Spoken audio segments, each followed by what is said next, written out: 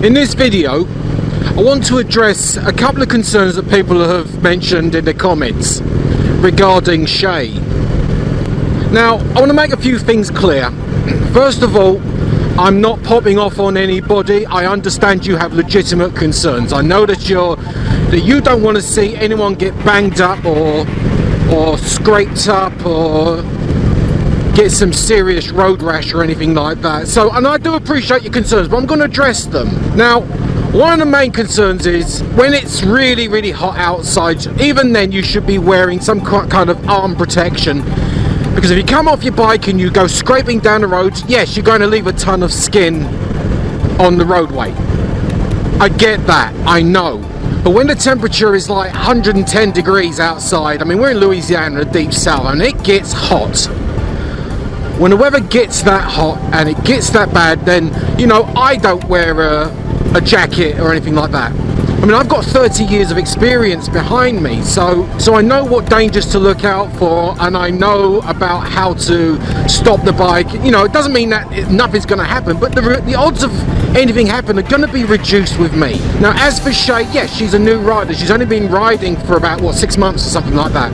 And when she goes to school, I have her have the video on. I have her put the camera on and record herself riding to school. I review those recordings every single day. She comes home, she gives me the camera, I put it into the computer. I've got gigabytes upon gigabytes of her riding to and from school.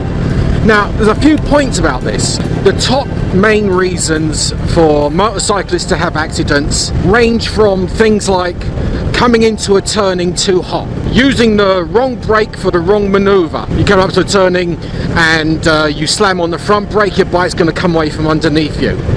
Target fixation, getting too fixated on some object on the road as you're doing a turning, and those are normally happening when you're coming in too hot. Oh, another one is like peeling out, you know, riding in the wrong way for the wrong road conditions. If it's cold and icy out there, then no, you do not want to go opening her up and doing 90 down the road. Now, when I watch Shea's recordings, she doesn't go fast enough to cause any problems. She doesn't lean deep into turnings. She drives at the appropriate speeds. Now, all the gear in the world isn't going to help you if a car comes out and smashes into the side of you. All the gear in the world ain't going to do you any good. But what is going to help is if a car pulls out in front of her, she slams on the brakes. Now, I've made sure that her bike has got anti-lock brakes, so she doesn't skid uncontrollably. When she hit that driver in the pickup truck, when he pulled out in front of her, she was only doing about 35. At the point of collision, she had stopped the bike enough to only be doing 5 or 10 miles an hour. That's never going to be enough to like cause any major road rash. So a jacket, yes, I understand, I do get that, and I really do want her to ride it, but I can't make her, especially if I'm not wearing a jacket, because the weather's just too hot. Now, I want to get her a mesh jacket, and I've had a few suggestions and we're looking into that. They're not cheap, but we'll get them. Now the weather's cooled down a bit, she wears her jacket every day to school. But she does wear her boots, she wears sturdy jeans, and she wears gloves. A full face helmet as well. So, you know, someone pulls out in front of you, or, you know, drivers making their errors and like putting your life in danger, not signalling, pulling out and crossing into your lane, all that happens. I get it, it happens a million times. You've got to watch out for those sort of things. Now, when Shea's on the highway doing, you know, 50, 60, 70 mile an hour with us, we're with her. Now, we've got Bluetooth, so we're in constant communication with her, both me and her mother.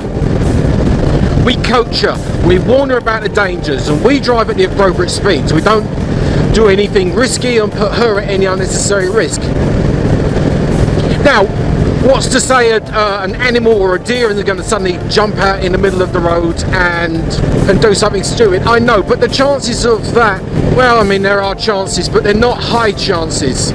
Shea is a very careful, cautious rider. Yes, she has dropped the bike on a couple of occasions, and we've recorded it, and we've made no secret of it that it happens from time to time. But those circumstances where she does drop the bike, they're all around the same situation where she is coming to a stop and she's overdone the front brake. She's practically stopped. She's almost just going to step off the bike as it falls when she tries to hold it up. Now, as for like, you know, being like the cool dad or anything like that, no, I don't really see myself as that. I want her to have a good life, and I want her to experience some of the happy things that we go through when we ride. To go through the wind therapy and to feel at peace when you're riding your motorcycle, and to enjoy the open road and the freedom and everything that a motorcycle expresses. Yes, she's the only kid in school who rides a motorcycle, and you know, I'm thinking more, you know, there should be more kids doing that. But you know, there are going to be some people who just take too many risks and do too many stupid things. They're basically too stupid to be able to adequately be in control of the motorcycle, and so they shouldn't have a motorcycle license. But you'll know that when they do their tests or when they learn to ride. They start trying to pop wheelies in the first time they get a bike, then right, you got a problem. Shea rides a cruiser. It's a relatively good torque bike. It's got a pretty peppy engine, but it's not a sports bike. She doesn't feel the need to open her throttle and do 90 miles an hour down the road. Now, if you got into a situation like that, then bloody right, you know, if there's nothing I could do to stop her, for example, if she goes out and buys her own Hayabusa or the KX14R, then, you know, I'm going to tell her this is how it works. You wear all the gear all the time, regardless of the weather, as thick and as protective as you can get it, and then you go off and do your thing. But if you're in a cruiser, if you're on a cruising motorcycle doing 30 miles an hour in town, riding less than a mile to and from school, with occasional weekends under the instruction of experienced riders and knowledgeable riders, then the risk to yourself is like pretty minimal, because I know a lot of the dangers. Now, like I said, someone could pull out in front of me and I'd be dead. All this gear don't mean nothing if someone smacks into me head on. So, you know, once again, I do appreciate people's concerns. I really do. And I'm not telling you shut up. You know, great, give me suggestions in the comments as to, you know, how do you do it? Do you just wear pads or something like that when you're out in the really extreme hot weather?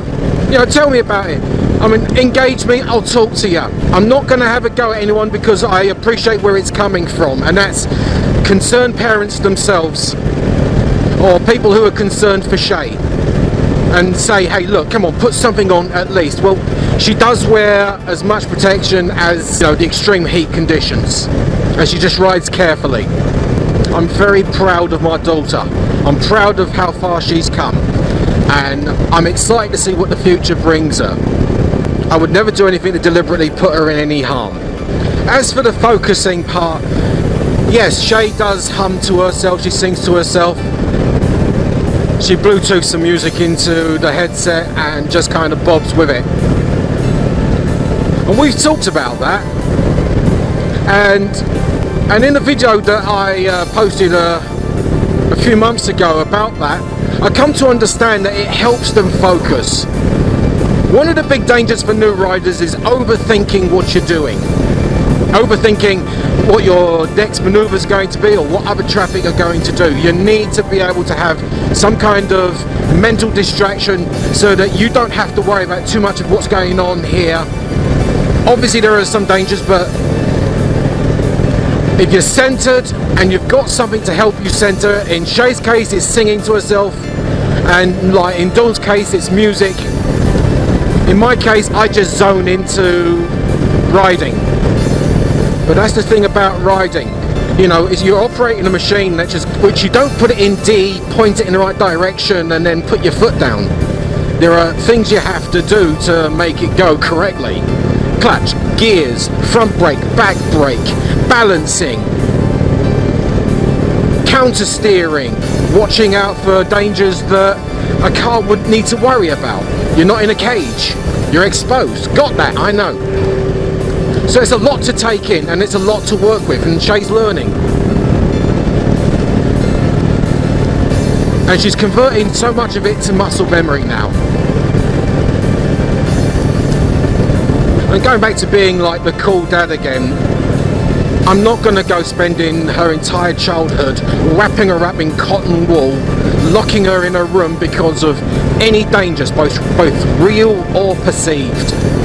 and she's going to make her own mistakes, she's going to make her own errors, but there are things that you either learn the easy way or learn the hard way. I'm choosing to let her learn in her own way. I'll give her all the instructions that she has, I'll coach her through all the rides that like we're going to be riding together, but when she's on her own, it's up to her whether she takes it in or not. But I have to say, she is careful on the roads, and she's even more so with people pulling out now. You know, once bitten, twice shy. Well, like I said, now that the weather's turning a bit colder, she's going to have to put up with some more dangers now. She's going to have to learn about road conditions. She's ridden in the rain, but if it gets icy, she's going to have to learn to cope with that. Then again, down this way it doesn't get icy, at least not for more than like, you know, a day or two. Anyway, that's all I can pretty much think to say about the subject. So, you know, if you like this video, hit the like button. There's a subscribe button down there, and there's some more videos over there. So, you know, I want everyone to ride safe, and I want everyone to be safe. Take care of yourselves. Keep the rubber side down. Laters.